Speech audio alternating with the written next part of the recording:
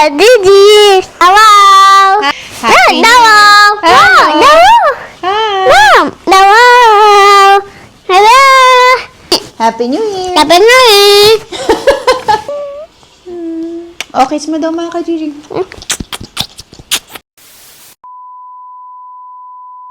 Isang magandang hapon sa inyong lahat from Finland, mga ka-Gigi!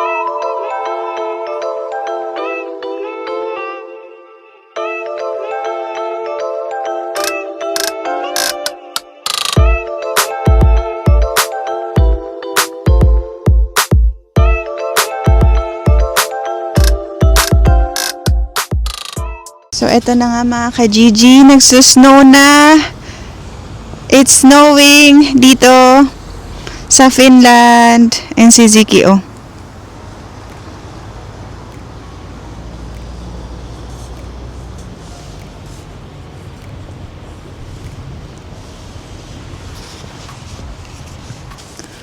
Mga ka-Gigi, feels like minus 13. Yan. So, grabe, sobrang lamig. Aalis tayo ngayon. May pupuntahan tayo sa city center. Magbabas kami ni Ziki. Maganda dito sa bago nating tinutuluyang apartment ay malapit siya sa bus stop. So, hindi ganun kalayo. Kaya, mabilis lang kami makarating sa bus. Yan. So, ngayon pupunta na tayo doon. Meron akong kikitain, meron akong kukuhain, meron akong ipipick up doon sa city center. Samahan nyo kami mga ka-Gigi. Pero bago yan, mag-gloves muna ako. Lalagay ko yung mic dito sa may jacket ko. Sasabit ko. Ay, naku, ayun na yung bus. Kakadaan lang nung orange bus. Yung orange bus sasakay namin. Pero meron din blue bus mga ka-Gigi. Papunta lahat yun dun sa train station. So, lalagay ko kayo dito. Uy, namatay. Yan. Ewan ko lang kung maganda yung audio natin. Sana maganda yung audio natin. Pero, yun na nga mga ka-Gigi. Nakalimutan ko yung gloves sa taas. Kailangan natin bumalik. Epic fail. Pero, siguro kahit wala ng gloves, okay lang, laban na tayo. Ilalagay ko na lang yung kamay ko dito sa loob ng jacket. Lamig. Kanaki, let's go! So yan mga ka-Gigi, binalikan ko yung gloves kasi hindi kaya ng walang gloves, sobrang lamig. Ito na, struggle is real na dito. Kung alam niyo lang kung gaano kami katagal nag-prepare, kasi sobrang patong-patong na naman yung damit. Kailangan na naman patong-patong na naman yung damit bago makalabas, kasi kung hindi ka naka-proper clothes, sobrang ikaw yung magsasuffer kasi nga sobrang lamig na ngayon. Yan, so kaya kailangan meron kang gloves, tapos sa loob nakaano kami fleece, yung warm sa katawan. Yun, tapos nag-scarf na rin ako, tapos yan si Ziki. Tuwang-tuwa siya. Yung mga bata, mga ka-Gigi, tika na, let's go. Syempre mga bata, tuwan-tuwa sila sa snow. Grabe, kahit sobrang lamig na, pinaglalaroan nila yung snow. Yung iba nga bata sa daycare, kinakain yung snow mga ka-Gigi. Hindi ko lang alam kung si Ziki nakakain na rin siya ng snow kasi syempre hindi ko naman siya nababantayan. Ngayon mga ka-Gigi, close yung daycare nila, kaya walang choice kung hindi syempre alagaan. Kailangan namin alagaan si Ziki kasi close yung daycare dahil holiday season. Yun, tignan nyo kung gaano kapal yung snow. Sobrang kapal ng snow mga ka-Gigi. Naiinis ako dito sa camera kasi hindi ko na alam paano gamitin.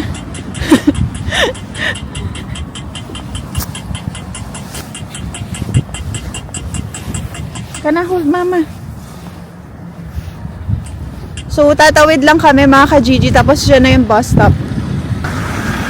Ayun mga ka-Gigi, ayun o, yung tractor, yung color yellow, ayun. Yun yung nagtatanggal ng snow. Siya yung nagtatanggal ng snow kasi nga makapal na. Tapos kailangan nila tanggalin, syempre para malakaran ng mga tao.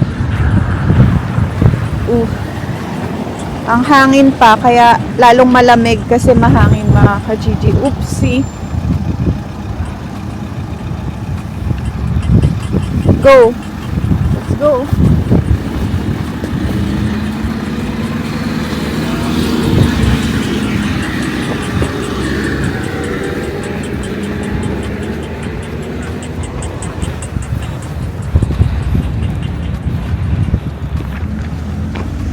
Ito na mga ka-Gigi, ito na yung bus stop agad-agad. Kaya maganda dito kasi hindi na kami mahabang maglakad. Ito na yung bus stop. Tingnan natin kung ilang minutes. Naku, 11 minutes pa. So mga ka-Gigi, ang mahirap dito ngayon dahil makapal na yung snow.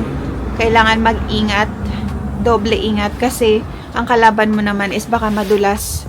Sobrang dulas na ngayon, kaya naglalagay sila ng parang mga pebbles para hindi madulas yung mga tao. Yun. So 9 minutes pa mga ka-Gigi.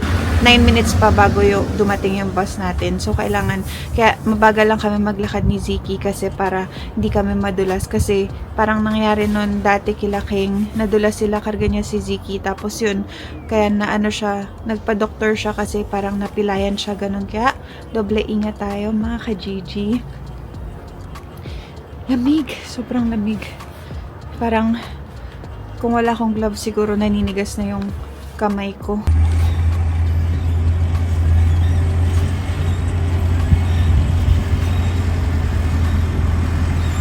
Yan yung nagtatanggal ng snow mga ka-Gigi. Oh.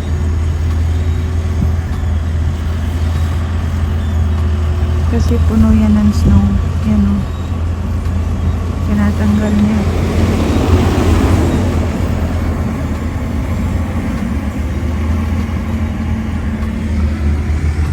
Okay, 4 minutes mga ka-Gigi. Time check natin 2:46 ng hapon. Bale mamaya-maya palubog na yung araw, madilim na naman.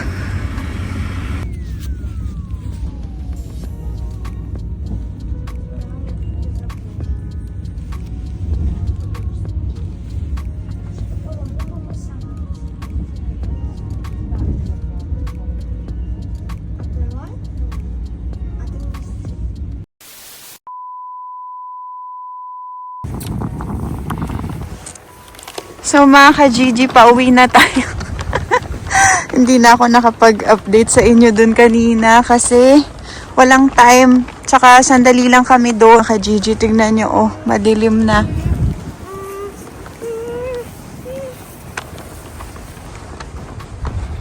So yan mga ka-Gigi, nakauwi na kami ng bahay. Papakita ko sa inyo kung gaano kadami yung namin, suot. Bago ka makalabas, napakaraming kailangan tanggalin. Wait lang. Wait, baby. Okay. Tignan nyo yung kanyang shoes. Yan, tinatanggal niya yung gloves niya. Gloves. Tapos, yung sapatos. Basang-basa kasi yung snow. Ang kapal ng snow. Aray ko. Tapos, itong kanyang pambasang halari. Kasi meron dapat pang waterproof na jumpsuit. Tapos, itong parang sa leeg. Wiwi? Oo, wiwi ka. Sa leeg, importante yon para hindi mapasukan ng lamig. Yan.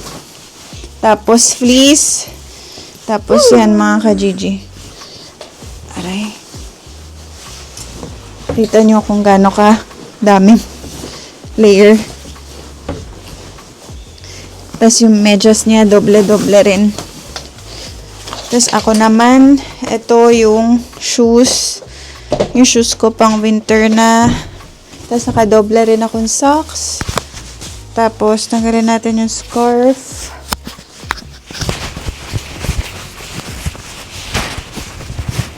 Ay, ako. struggle is real pag winter.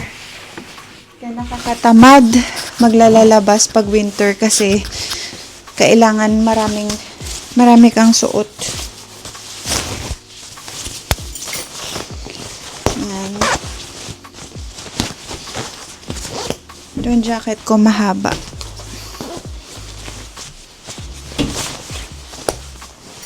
Ayan.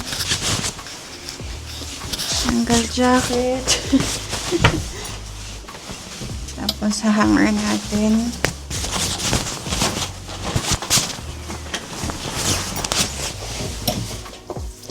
Yan. So, ito mga ka-Gigi, parang jacket din ako sa loob. Yan. So, kailangan natin ito tanggalin. Yan. Tapos mga ka-Gigi, yung pantalon ko, para siyang merong fleece sa loob. Parang meron siyang ganun, no? Ganyan. In-order ko to online kasi pang winter talaga siya. Tas sobrang warm niya kaya hindi ako masyado nilalamig. Pero yung kamay ko sobrang lamig. Yun, so nakita nyo na sobrang struggle is real ngayon dahil winter na dito. Pero okay lang yun, ganun talaga, sanay na kami. Dahil ganun talaga dito at ang winter ang pinakamatagal na season dito sa Finland. So yun mga ka-Gigi, pasensya na kayo, hindi ako nakapag-update kanina sa inyo kasi mabilis na kami doon, hindi kami nagtagal, may pinick up lang talaga ako. Tapos kasi yung ticket ko, yung kasi dito, meron ticket sa mga bus, sa mga public transportation.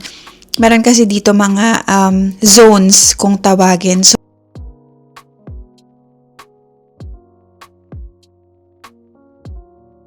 So, yung ticket ko is Zone B and C lang. So, dun sa pinuntahan namin is Zone A. So, kailangan ko pa bumili ng ticket ng Zone A. So, yung ticket na yon is naglalast lang siya. Ang validity nun, depende actually, pero yung kinuha ko mga 1 hour and 30 minutes lang. So, hindi talaga kami pwede magtagal dun kasi medyo mahal din mga ka-Gigi. Parang siya, 3 euros and 20 cents or mga yun sa atin. Siguro mga more or less 200 pesos yung papuntang isang ticket lang na yun pa Zone A. Kaya hindi na kami ganun nagtagal. Tsaka kasi malamig rin masyado sa labas kaya ayoko magtagal dahil baka magkasakit ulit si Ziki kasi uso ngayon dito yung flu dahil syempre malamig na nga. Kaya mabilis magkasakit. Ganun si Ziki, meron siyang sipon nung mga nakaraan. Kaya nagsugat yung ganito niya. Nagsugat yung ganito niya mga ka-Gigi, kakapunas ng tissue. Kaya yun, kawawa naman. Kaya ayoko na rin masyado magtagal sa labas. Kaya hindi ko na kayo na-update. Pero yun. So yan mga ka-Gigi, welcome sa aking mini kitchen. Kanina, gusto ko lang i-share sa inyo. Kanina nagluto ako ng ulam namin.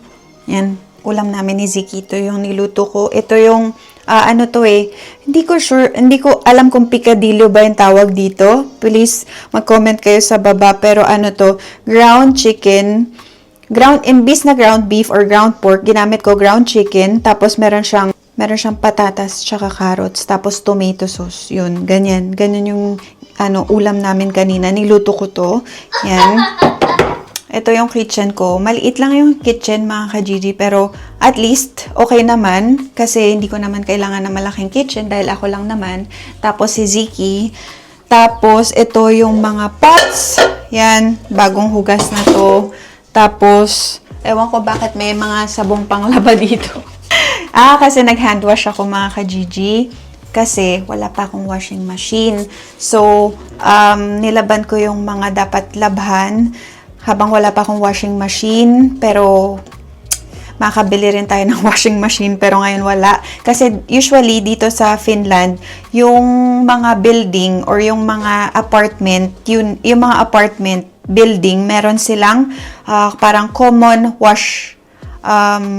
laundry area, which is pwede ka maglaba, basta of course, meron kang sariling sabon. Tapos, pero dito, unfortunately, dito sa apartment building na kung saan ako nakatira, wala silang common laundry area.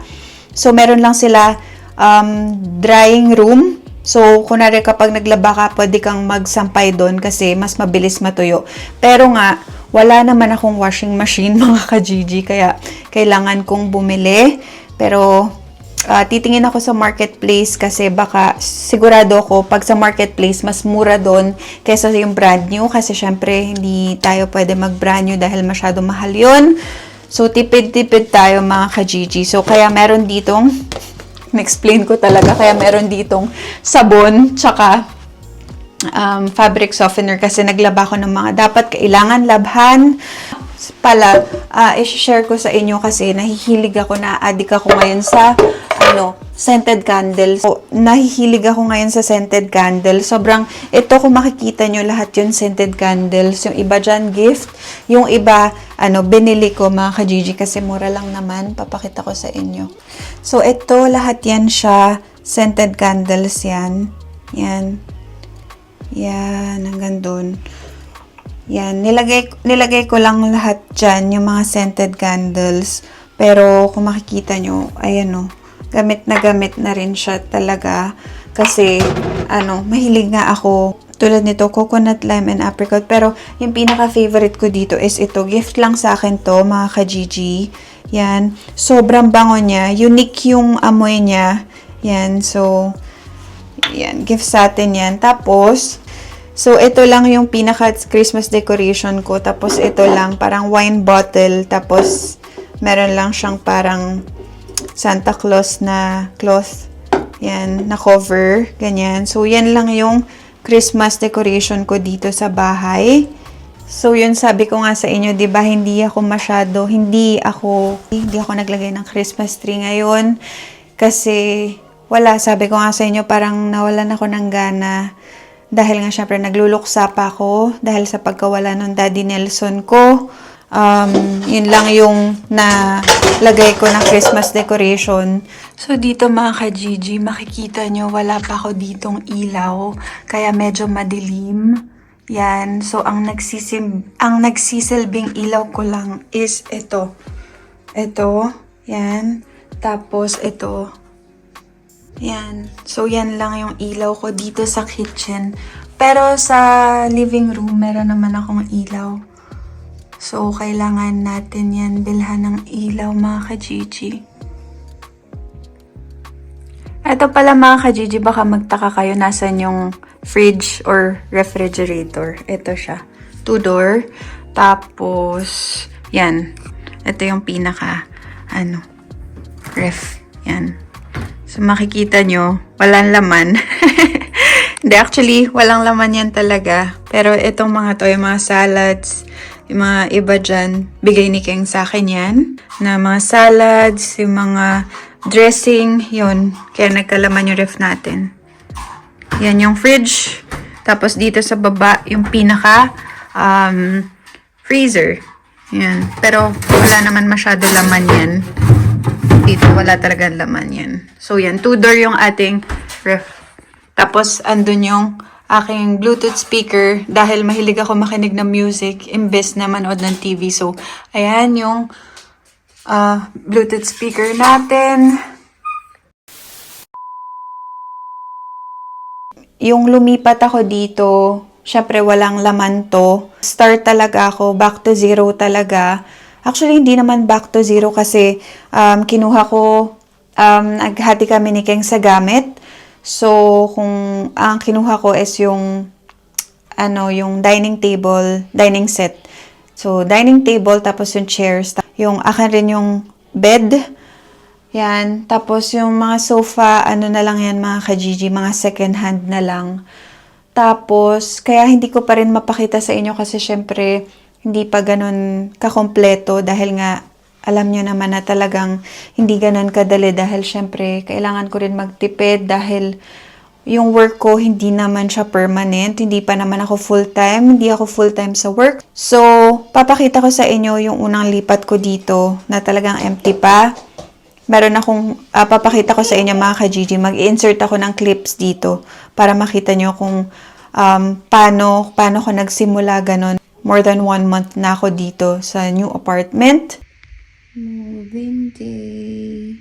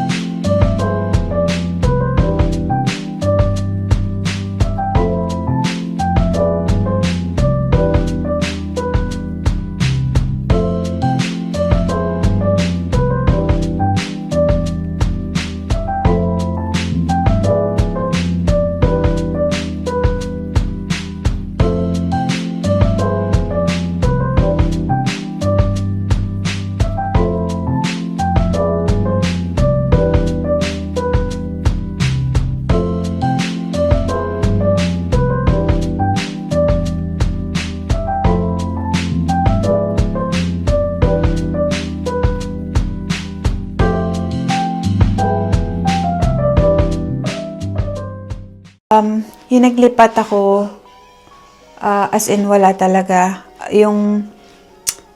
Wala akong mga pots, wala akong mga pangluto, yung plates ko, iilan lang. Ang kinuha ko lang, konting plates, tsaka konting mga baso. Para pang start, meron ako. Pero, yun, kaya sobrang hirap rin talaga. Malaking adjustment ito para sa akin. Pero, ganun talaga mga ka-Gigi, kailangan ko harapin lahat ng to. So, yun, lumipat na ako ng bahay. Si Keng, nagstay siya dun sa old apartment namin. Pero lilipat rin siya, alam ko, by January or February. Hindi ko lang sure kung kailan. Pero kasi masyadong malaki yun para sa kanya. Kaya lilipat rin siya. Sabi niya sa akin, somewhere malapit lang din dito. Malay niyo, baka magkapit bahay kami, hindi natin alam. Pero kasi importante, malapit kami pareho sa daycare ni Ziki dahil syempre mas mabilis sa amin, mas madali sa amin na maihatid si Ziki sa daycare. Tsaka kagandahan pala dito, ang pinaka nagustuhan ko dito sa apartment na to is malapit sa daycare ni Ziki. Tatawid lang doon. Tapos, yun na yung daycare ni Ziki. Kaya sobrang thankful, sobrang blessed ako dahil ito yung nabigay sa akin na apartment. Tinulungan ako ng social service dito sa Finland para makakuha ng apartment. Yan, so sobrang blessed kasi sobrang blessed tayo mga ka-Gigi dahil andito tayo sa Finland dahil alam nyo sobrang lahat ng tulong na maibibigay nila sa mga single parent ay talagang sobrang saludo ako, sobrang galing. Nakakatuwa kasi talagang hindi ka nila papabayaan yun. Kaya sobrang thankful ako and grateful ako mga ka-Gigi. Meron pala ako dito mga ka-Gigi ito. Sobrang laki niya na scented candle. Sindihan natin. Mabango rin to siya. Yan. Nahihilig ako dito ngayon. Lawat ko nun. Tinanggal ata ni Ziki yung sindihan. Yan o. Ano siya? Velvet bloom. Tapos 60 hours scented candles with aromatic ingredients. Yan. Sobrang laki yung mga ka-Gigi. Tingnan nyo. Ito yung kamay ko. Oh. Giant scented candle. Compare mo siya dito sa mga ganun. Sobrang laki niya. Yan.